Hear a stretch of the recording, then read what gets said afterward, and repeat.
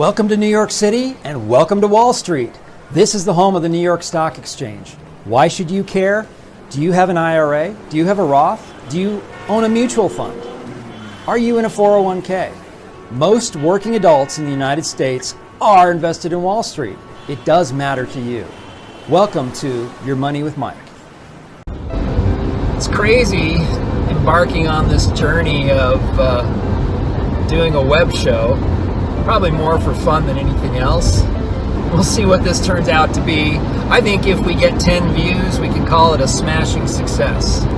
You may be the first viewer of this show. If you look down at that, before you clicked on this, views, maybe it said 0 or 1. Well, it'll say at least 1 or 2 because, I'm sure my family will watch it if I ask nicely. In this first episode, I'm going to introduce you to a company called Dimensional Fund Advisors.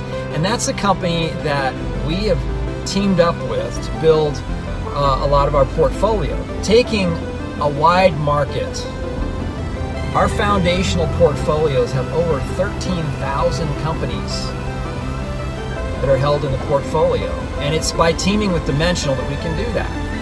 It's not realistic for me to sit down at my computer and try to buy you, the individual investor, 13,000 stocks.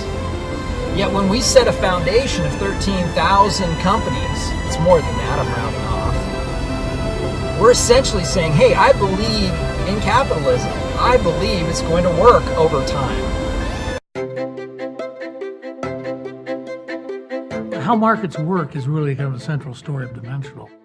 That belief in markets is a passion around Dimensional, and that passion becomes irresistible to people in the firm and people that are working with us as clients.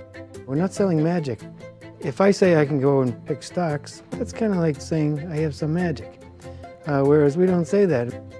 We look at academic research, we take what seems to be robust, and we develop products based on that are very simple, easy to understand, and implemented in what we think is a quite rigorous way.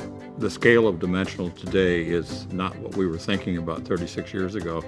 But on the other hand, in a sense it was, because I think we had a view that a different way of investing money was going to one day see the light of day, and people would be enthralled by the opportunity to have their money put to work in ways that we do. If we can help people understand the things we've measured, if we can help people understand markets, help them understand uncertainty, then they're in a better position to deal with it.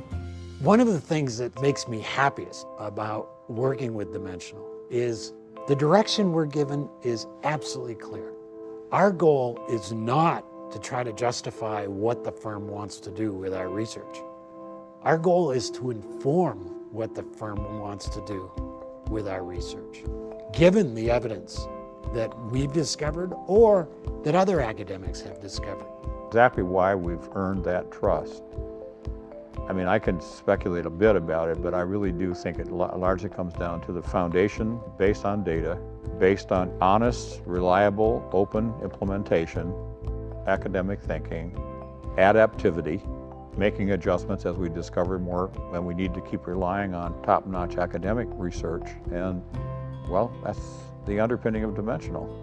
So I always ask the question, why not Dimensional? We're of a certain size today.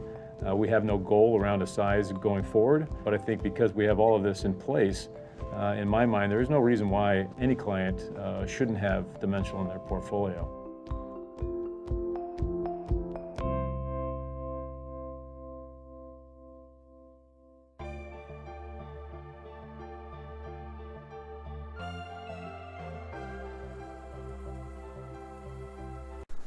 Today we've taken a look at Dimensional Funds and our partnership with them. We've talked about a wide foundation on our portfolios and why that's so important. So this is a new web show. It's obviously new to me, so don't hold me accountable to any particular format.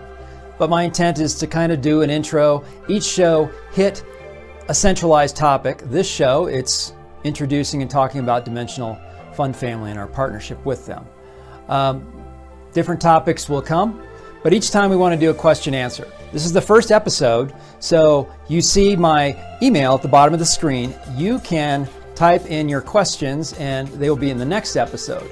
For this one, I just had to ask family and friends to ask some questions. So here goes. Okay, so we have a few questions we want to get answered, and thank you for submitting the questions, those who did. Again, my email is on the screen, and for the next episode, I can answer your questions. But I do have some good questions here, good insight, and the first one is, should I invest in stocks? Is it too risky? Well, stocks historically have been where the most money has been made in investments, specifically small value stocks. Is it too risky? Well, we diversify portfolios to maintain and manage the risk. It is quite risky to concentrate our holdings into one company because any given company could fail.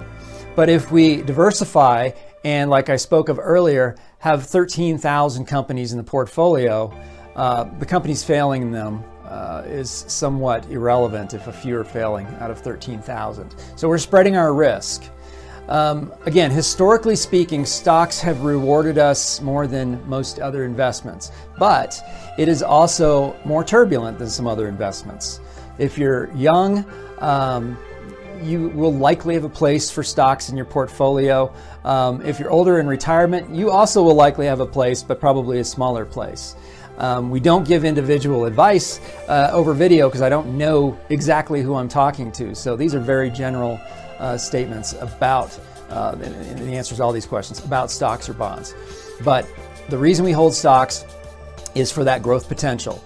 The way we mitigate the risk of that is by diversifying broadly. And should I hold, or is it too risky? Well, over time, we've always made money on stocks in the long run. So know that you're in it for the long game, and stocks will most likely be part of your strategy. Okay, great question. Next one, what's the benefit of holding a mutual fund versus individual stocks or bonds? That's a great question. So I'll tell you the advantage and the disadvantage. So the disadvantage of a mutual fund is that there is an expense to it. There's an internal expense ratio because you're paying somebody to run that mutual fund for you. Dimensional is no different, but it's a very low internal expense ratio. It's one of the reasons we choose them as our partner with our some of our portfolios. But the advantage is that you can get great diversification. So if you are a small investor, for example, and you have $10,000 or even $1,000, and you come to somebody in my business and say, well, I want a diversified stock portfolio, or I want a diversified balanced portfolio. To buy enough stocks or enough bonds to diversify you to have some degree of reasonable safety in that investment portfolio, it's necessary to use mutual funds or ETFs, which stands for exchange traded funds, because you can, with a small amount of money, say $1,000, own hundreds and hundreds of companies, either in the stock world or the bond world, or both. Good question. Why are bonds considered safer than stocks? So stocks, and you'll hear interchangeably the word equities, are ownership in companies. When you buy a stock in a company, you're buying a little piece of it. So if it fails, if it goes bankrupt, it goes away, so does your ownership. So a bond is different. You don't actually own anything in a bond. You're lending somebody money in a bond. If you own a government bond, you're lending our government money. If you own a corporate bond, you're lending that corporation money.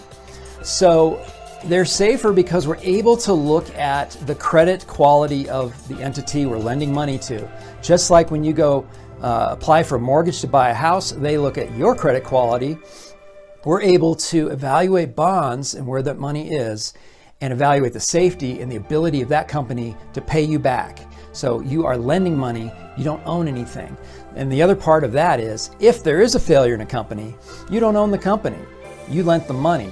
So even though you might get hurt by the failure, you're not necessarily going to be completely out because you're not an owner. You're still one of the people in line with your hand out to get some of your money back. So Anyway, those are great questions. Again, these are not intended to be advice to any one of you. You need to talk to me or a member of my team to get individual advice, because we have to know who you are and what your circumstance is to give you responsible advice. Okay, so I'm going to be respectful of your time on each of these shows. We're going to keep it under 15 minutes. It'll probably fall in the range of 10 to 15 minutes. We're going to tackle some topic each time.